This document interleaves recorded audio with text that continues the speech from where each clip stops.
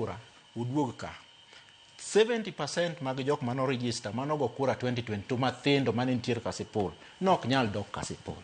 Koro ang'o ma watime ma ang'o ma monwa paro kaka jo Kenya ni how far can we go with the technology electoral governing.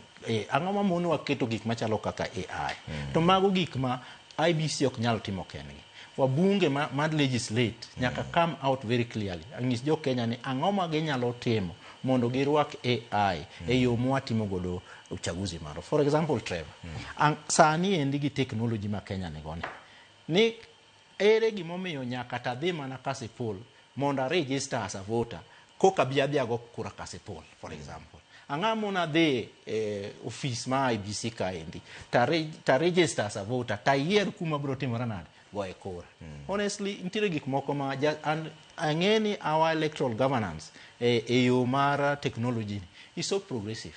En gik madwaro mage gik mar koro wadwaro through institutional strengthening mondo IBC obed gi this power, mondo gi funding early enough, mondo gibed ni ginyalo bedo ni gin gi their fund, mondo gitim go gigi eka jopiny biro dwaro yudo gima gidwaro. Nono to will be is like giwacho ni ande wachamo kekwa to bende wadwa ni mondo kekwa ni otimre nade obedgo. Dok chich ma wan go boni, ng'eni chich ma wan go gi luoro ma wan go, emomiyo technology ni ok chal ka gima ji nyalo yiego ni ombijo go kura ken e got mar Ramogi kata ombija machielo bende gocho ken nyakacha. Ok mane ma ji neno ni nyalo kuo moro nyalo wuok e iye ka.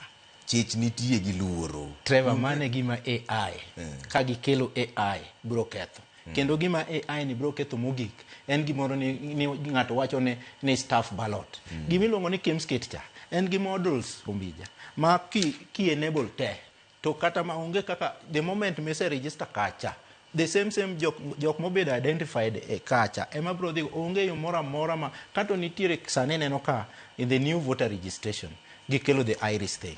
Mangiso ni the iris makoro ne onge jok mane kane register chon.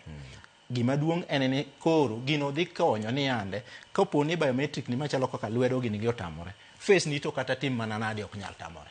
Kinyalo yawo simbi gi face ni kama ang'o ma miyo wan bende wadhi kacha to Kemskate cha o identify gi face ni mondo wawere gi gimoro ni ng'ato nyalo biro ni an lwetni na gi notamore donjo. Omiyo mine bede line mabor ni koro ni jogo endi ni wayiene gi ni mondo gigoche gi fill some forms nikech gin ne ok wanyalo identify their biometrics.